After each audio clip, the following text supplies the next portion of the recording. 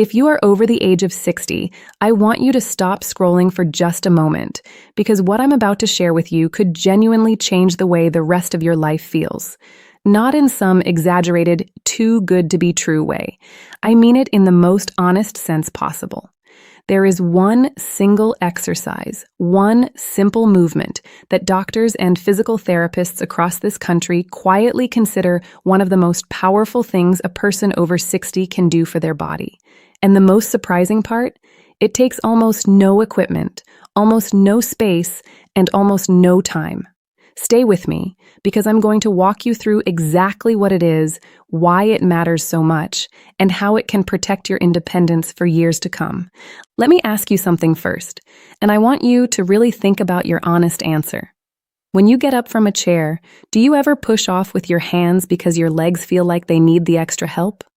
When you're walking and you need to step over something, even something small like a curb or a garden hose, do you feel a flicker of uncertainty, like your balance isn't quite what it used to be? When you carry groceries up a few stairs, does your breathing change, or do your legs feel that telltale burn sooner than you'd like? If any of that sounds familiar, please don't feel embarrassed. This is happening to millions of people across America right now, and most of them have no idea there's a simple, gentle solution sitting right in front of them. Here's the truth about what happens to our bodies as we move through our 50s, 60s, 70s, and beyond. Starting around the age of 30, every single person, without exception, begins to slowly lose muscle mass. It's a natural process called sarcopenia, and on average, people lose around 3 to 8% of their muscle mass per decade after 30, and that rate actually speeds up after the age of 60.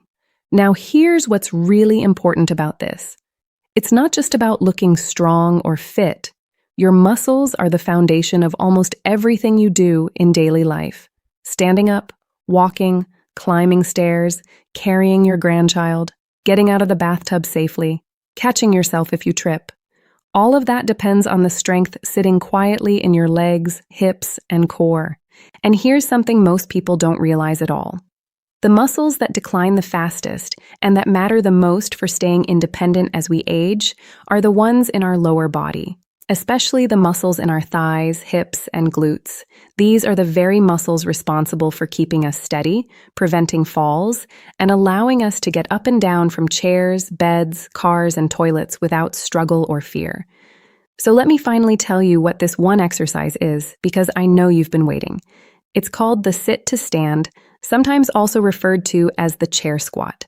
And I promise you, by the time I'm done explaining this to you today, you're going to understand exactly why physical therapists, geriatric doctors, and fall prevention researchers consider this one of the single most valuable movements a person over 60 can practice. Here's how beautifully simple it is. You sit in a sturdy chair, feet flat on the floor, about hip-width apart. And then, using your leg muscles rather than your hands, you slowly stand all the way up.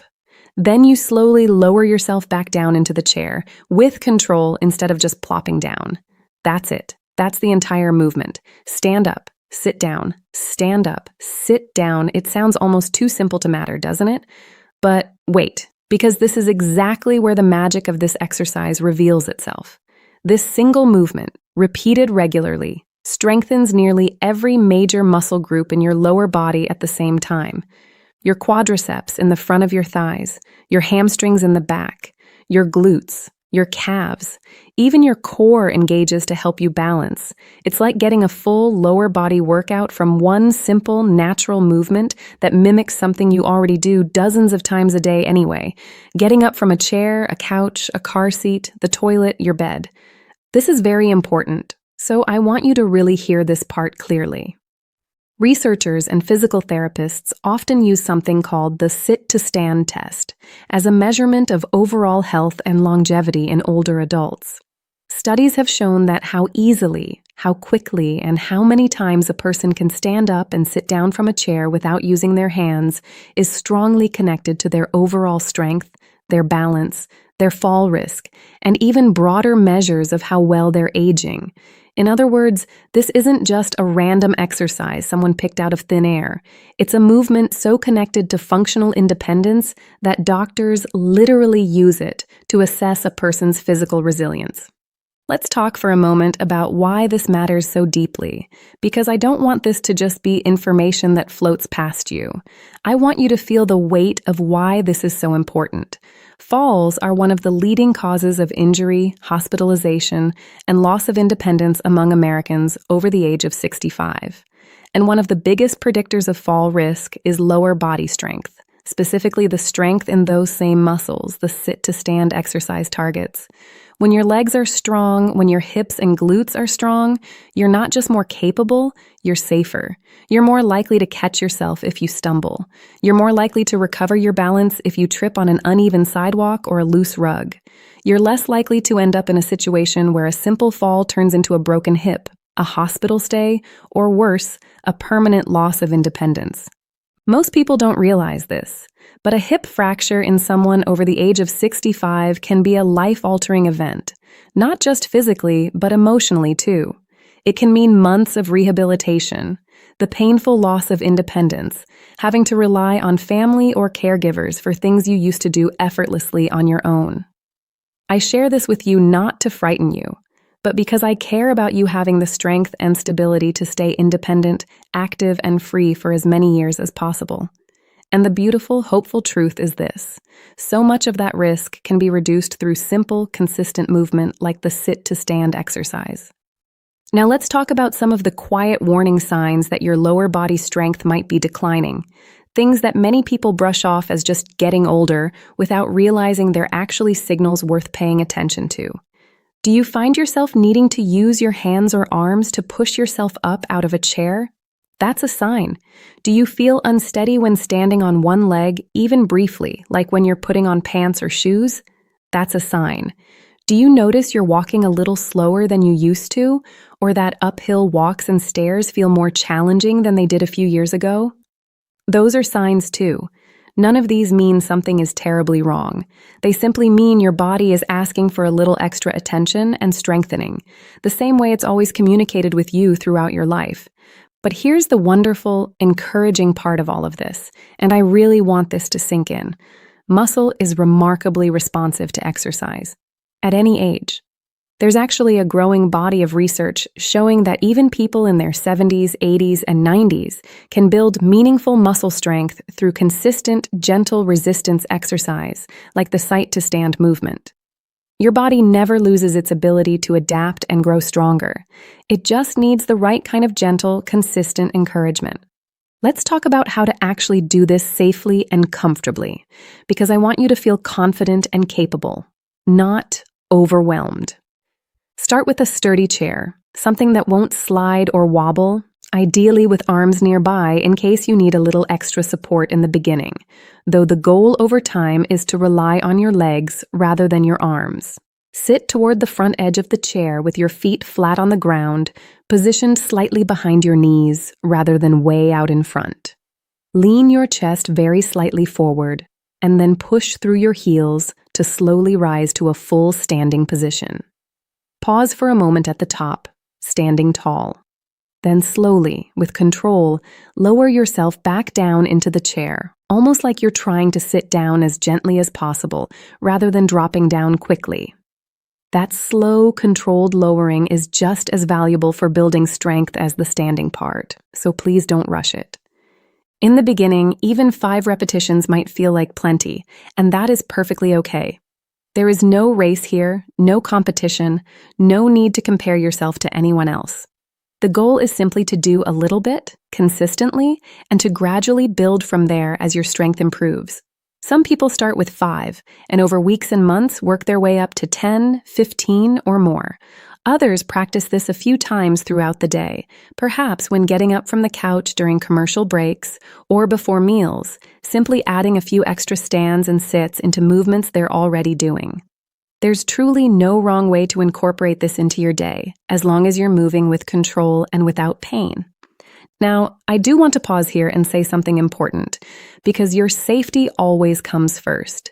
If you have any existing joint issues, recent surgeries, severe balance problems, or other health conditions, please talk with your doctor or a physical therapist before starting any new exercise routine, including this one. They can help you adjust the movement safely for your specific body and needs. This video is meant to help you understand the value of this exercise and the awareness around it, not to replace personalized medical guidance. Let's shift for a moment and talk about why so many people, even when they know exercise is good for them, struggle to stay consistent. And I think understanding this part is just as important as understanding the exercise itself. One of the biggest reasons is simply busy, distracted daily life. Between appointments, family responsibilities, and the general business of everyday living, exercise often gets pushed to the bottom of the list, especially when it doesn't feel urgent in the moment. Another big reason is fear. Some people worry about getting hurt, or they remember a time in the past when exercise left them sore or uncomfortable, and that memory creates hesitation. And then there's the simple challenge of motivation, especially if someone has been inactive for a while, and the idea of starting an exercise routine feels big, overwhelming, and intimidating. This is exactly why the sit-to-stand exercise is so wonderful, and I want you to really feel the relief in this. It removes almost every single barrier that usually stops people from being consistent. You don't need a gym membership. You don't need special equipment. You don't need to change your clothes or drive anywhere. You don't need a large amount of time. You can do this in your living room, your kitchen, your bedroom, using a chair you already own. You can do it while watching your favorite show. You can do it in your pajamas. There is truly no excuse big enough to get in the way of this one. Let's talk about diet and lifestyle for a moment too, because strength building isn't only about movement. It's also supported by how we nourish our bodies. Getting enough protein throughout the day is especially important for maintaining and building muscle as we age, since our bodies become slightly less efficient at using protein for muscle repair as we get older. Foods like eggs, fish, chicken, beans, Greek yogurt, and lentils can all support this process. Staying well hydrated matters too, since dehydration can affect muscle function and increase feelings of fatigue. And getting enough quality sleep is essential, because so much of your body's muscle repair and recovery actually happens while you're resting at night. Stress also plays a quiet role here that many people don't think about. Chronic stress raises cortisol levels in the body, and elevated cortisol over long periods of time can actually contribute to muscle breakdown. So, in a beautiful, interconnected way, caring for your emotional well-being through calm moments, time with loved ones, prayer, or simply sitting peacefully in the sunshine also supports the physical strength we've been talking about today. I want to come back to something I touched on earlier because I think it deserves to be said again, clearly and gently. This single exercise, the sit to stand, is connected to so much more than just muscle strength. It's connected to your ability to live independently in your own home for as long as possible. It's connected to your confidence walking through a grocery store, a parking lot, or your own backyard without fear of falling. It's connected to your ability to play on the floor with your grandchildren and then get back up without help. It's connected to your freedom, your dignity, and your ability to keep living life on your own terms. And here's something I really want you to sit with for a moment. Many of the seniors who end up losing their independence, who end up needing assisted living or constant caregiving support earlier than they expected, didn't get there because of one dramatic health event. Often, it was a slow, quiet decline in strength and balance that nobody addressed early enough, until a fall or a loss of mobility forced the issue. That is exactly why I wanted to share this with you today. While there is still so much time and so much opportunity to protect your strength, your balance, and your independence, starting right now, today, with something as simple as standing up and sitting back down from a chair. So let's bring this all together, nice and simply, the way we've been talking this whole time. As we age, we naturally lose muscle, especially in our legs, hips, and glutes. And that loss directly affects our balance, our risk of falling, and our ability to stay independent. The sit-to-stand exercise is one of the most powerful, accessible ways to fight back against that decline, strengthening nearly every major muscle in your lower body using nothing more than a sturdy chair and your own body weight. Start slow with just a few repetitions. Focus on slow and controlled movement rather than speed. Support the process with good protein, hydration, sleep, and stress management. And check with your doctor if you have any concerns about your specific health situation. And most importantly, be consistent. A few minutes a day, repeated over weeks and months, can build a foundation of strength that protects your independence for years to come. I want you to know something before we finish today. The fact that you're here, watching this, learning, caring about your own strength and your own future, tells me everything I need to know about you. You are not someone who gives up. You are not someone who accepts decline as simply inevitable. You are someone who still has so much life to live, so many moments to experience, so many people who need you exactly as you are, strong, steady, and present. It is never too late to build strength. It is never too late to protect your independence. Every single time you stand up from that chair with intention, you are making a quiet, powerful investment in your own future freedom. Please be patient and gentle with yourself as you begin. Progress doesn't need to be fast to be real. Even the smallest, slowest steps forward are still steps in the right direction, and they matter more than you know. If you found this helpful today, please take a moment to like this video, subscribe to the channel, and turn on notifications for more simple health awareness videos every day. We are so grateful to have you here with us, and we will keep bringing you honest, caring health information you can use in your everyday life.